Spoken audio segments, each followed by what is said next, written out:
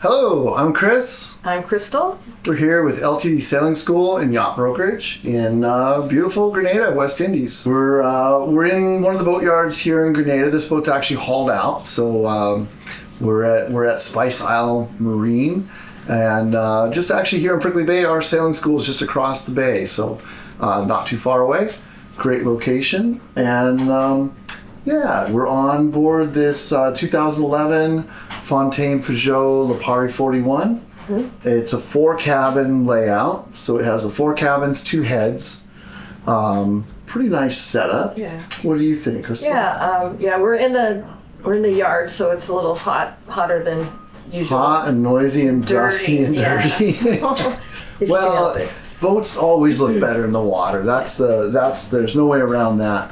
But the advantage here is we get to actually look underneath the boat. So yeah, that's true. Do a little walk around, see what the bottom looks like. Yeah. I did that earlier. The bottom looks great on this boat. It's due for some bottom paint, but I didn't see any signs of any collisions or rock hits. The rudders look good. The props look good. It's got fixed 3-blade props, so nice basic setup.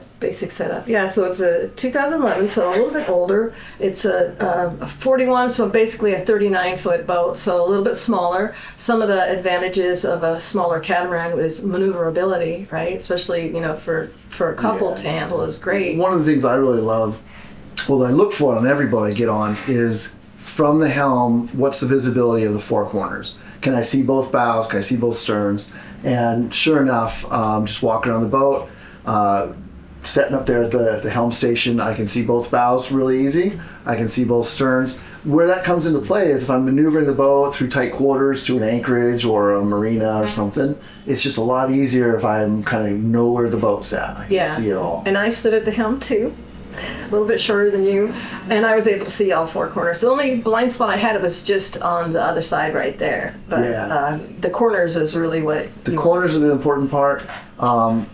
Chris and I have ran a lot of boats in the past. Remember running some of those Katana 47s, and you had like this huge blind spot. I don't know, 120, maybe more degree blind spot. I'd have to post Crystal up to be my eyes on that other side of the boat. I just couldn't see anything. So I love a boat like this. It just builds confidence being able to see everything. So it's cheaper moorage, cheaper haul out. Everything's exponential. As the boat gets bigger, everything gets more expensive. Yeah, for sure.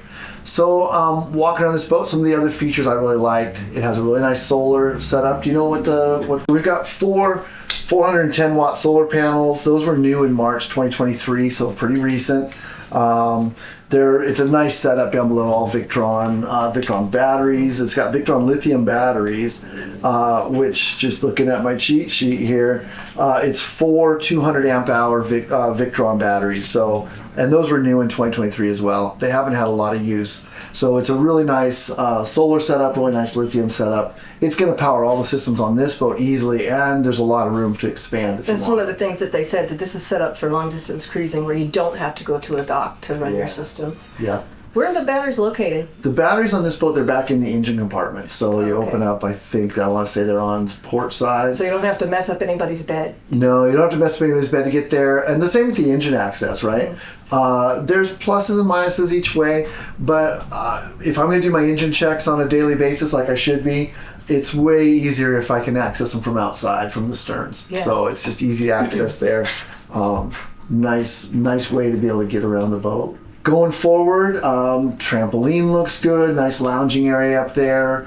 What color is the trampoline? It's white. It's white. Okay. Yep. So that's good. It's got a nice little dinghy. I believe it's an aluminum bottom rib. That looks like it's in good shape. It's undercover right now, but I can still see the tubes are pumped up, and nobody's messed with it for a while. So I know that dinghy's still holding there. It's under a tarp, so it's not getting UV damaged as it sits, which is nice. Yeah, one of the things I like about some of the older boats with the fit and finish is everything is round. Like the table have round edges, the windows or the hatches are round, which is better for the structural integrity of a boat. And I think it looks nicer. It looks nice, but you're absolutely right. Like underway, if I'm getting jostled around maybe by a wave or I lose my balance and I bump into something, I'm not going to hit a sharp corner and have a big old bruise in my leg, right?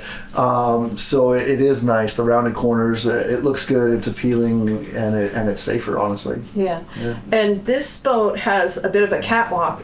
Some of the boats that are under 40 feet, the settees go all the way up to the end. This one has a bit of a catwalk, so you can get around and not have to crawl over your friends to get Yeah. Nice setup that way. Just good. It's a good cockpit layout. Just in general, we had one of these boats in the sailing school, right? This was one of, not the first boat we had in our sailing school fleet, but this was probably the second or third boat we had in the sailing school fleet. Was a Lipari 41. Ours was an owner's version. It had a few different features, but same boat. They sail great. And I think you had done a little comparison on some of the big manufacturers, and what did you find? So Fountaine Pajot, their production is about 150 to 180 a year. It's out of South Africa.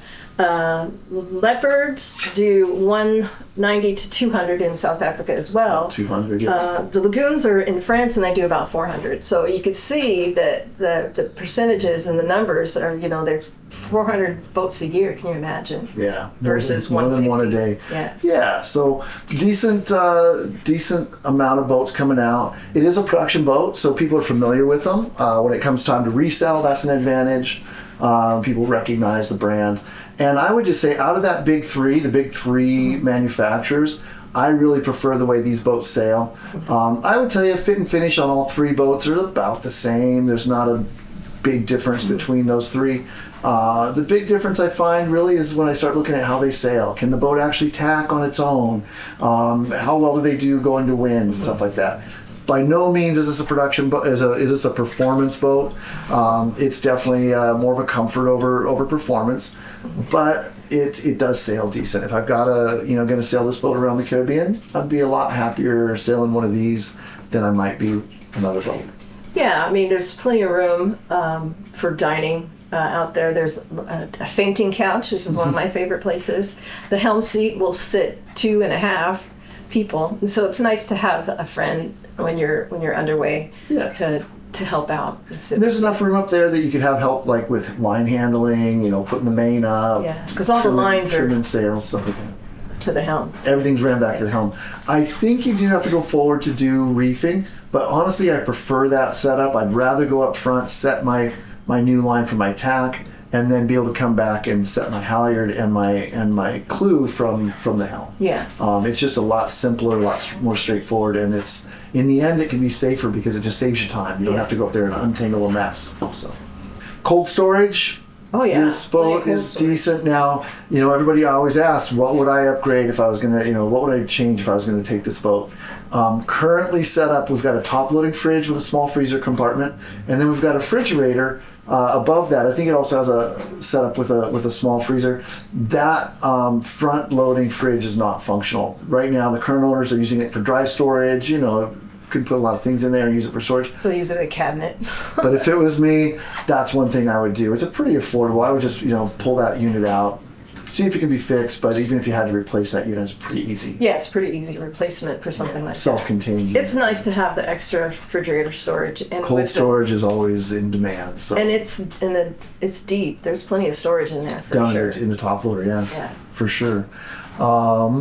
What else? I like the magnetic knife holder. Thinking about the Galley setup, we got a 3-burner propane stove, 2 basin sink, stainless steel sink, and then with a drying rack below that's drained as well. The oven's up above, so it's a nice layout for the Galley. And I don't know, I just like that it looks like good quality knives. They look like some Hinkles or something, and I love the little magnetic. It's great. It's very practical on a boat. Yeah, and there's storage space for appliances with an outlet right there. The oven being eye level is a big bonus. The drainage sink is great. There's also room for spices right above the sink too. Yeah. So everything's right there, very efficient. There's grab bars right there as well. Yeah. Yeah, thinking about trying to cook underway. It's a little bit of an open galley, but yeah, you've got the grab bars. You could hook up a safety strap there pretty easily. So yeah, not a bad layout at all. Yeah. The nav station has 2 separate areas. I really like that because it tends to just get filled up with junk, right? Yeah. So if you keep it separate, keep it a little more organized, makes it those important keys nicer. or the the deck hatch opener, keys, stuff like that. You know where those are at. Yeah, the instruments being right there is nice, where you don't have to crouch down and try and read what it says. It's right there at eye level. So. It is just one chart plotter on board up at the helm, which is the most important one, of course. There's room here at the nav station that you could add another one if you wanted to. Yeah. One feature on these boats, the way they're set up from the factory, we got the 2 cabins on each hull, and then we've got the head. And the head is split, normally it's split into a sink and shower on one side, and then separated both the toilet on the other side. Just for practicality, I think ease of use, these guys cut out a doorway in between. So now you've really got one head on each side. It's not split up anymore. There's advantages both ways, I guess. If you're running a bunch of people on these boats, it might be nice to have somebody able to take a shower while somebody else is using the toilet. But for the most part, having that single head together is a lot more practical. Well, I think too, with the size of this boat, having 2 heads rather than having 4 cramped heads, you have 2 very usable heads. Yeah. They're dry heads. They have a separate shower area. The shower's pretty big. So it's a nice setup that way. One thing a lot of people are looking for on these boats is air conditioning. This boat came from Europe, and a lot of the cats that come over from the Med, they just don't do it. It's not as high of a priority over there.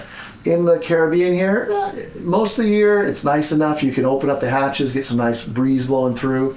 But during the rainy season, trying to sleep at night, it's a nice feature to have. Yeah. Well, you've got this huge door here, and then you've got a hatch up here, and then you've got 2 hatches right there. So tons of ventilation. That's a round hatch, and it is not right above the stove where they usually are, because every time you're cooking in the kitchen and you need a little bit of a breeze, you open it up and it blows out. So that's really nice. Let's circle back to that air conditioning question for a sec. This boat doesn't have it, but what it does have, it also doesn't have a generator. So your normal route to air conditioning is going to be run a generator to create enough power to run the air conditioning units. This boat has a lot of lithium and room to add more if you needed to. I would look into doing a DC air conditioning setup on here. Maybe 2 kind of medium-sized DC air conditioning units. You could put them down one on each side. It wouldn't chill the boat down like a freeze you out kind of a setup, but it would definitely take the edge off. It would dehumidify, and it would make the boat a lot more comfortable. That's the route I think I would go, rather than trying to add a generator to this boat. There's room, you can do it, but if you didn't have to do it, you're eliminating one more mechanical thing, right? One less engine, one less, And the noise, at anchor is annoying. Right, sure. I might want to be cool and have that little air conditioning running to keep me comfortable, but the last thing I want to do is hear it running all night. Your neighbors will hate you. Your neighbors hate you. Your crew might hate you. So yeah, the technology's there. We can do it. We're looking at doing it on one of our boats, a couple of our monohulls that's in the sailing school. We'll see how that goes. Yeah, we're gonna I'll be able to tell you more about that soon. We're planning to do that a little bit later this spring. But yeah, that's the route I would investigate for this boat if I wanted air conditioning. Well, and I think too, try it out before you spend a lot of money to install air conditioning. Can you live without it? Because a lot of cruisers, they don't have air conditioning. They don't want to have to worry about it. It's one system that they would have to take care of. So not having an air conditioner, not having a generator, makes your life more simple. Yeah, and I would give that same advice to anybody on any of the systems, right? Try it out for 3 or 4 months. See what you like about the boat. See what you don't like about the boat. Maybe you find out, hey, you know what? Those previous owners, they actually thought this out really well. It's a great system, and there's no need to change it. But if you decide you're going to change it, that's always a possibility. Another nice feature on this boat is the water maker. So it's got a water maker. There's a new membrane to go with it. So even though the boat's been sitting for a while, the membrane is brand new. It's just waiting to be installed. So that should all go back together and work great. It's a small enough one. I believe it runs off the DC system, and with all the lithium on this boat, I'm sure it runs just fine. I'd want to run it during the middle of the day, kind of that 10 to 2 period, and I'm sure you'd make enough water to top your tanks up off every day. Yeah, so you got water, you got electricity. What do you need? Yeah, and a boat that's a great sailing boat. So, yeah. All right. Well, you guys, thanks for sitting in. Thanks for watching the video. Anything you want to add, Crystal? There's just a couple of other boats, Liparis, you could say it, Lipari, when we were in Sicily, they called it Lipari, right? Yeah. There's only a couple of other 2011 boats available, and they're priced a little bit higher than this one. So do a little bit of homework and compare prices, and come on down to Grenada and take a look at this one. Yeah, and actually, you know, any of these boats, any boats, whether we have them listed personally or if they're just in the area, or if we can help you out with a boat somewhere else, feel free to reach out. We'd love to help you, love to talk boats, and help you find the right boat for you. There you have it. All right. Thanks, you guys. Thank Bye. you.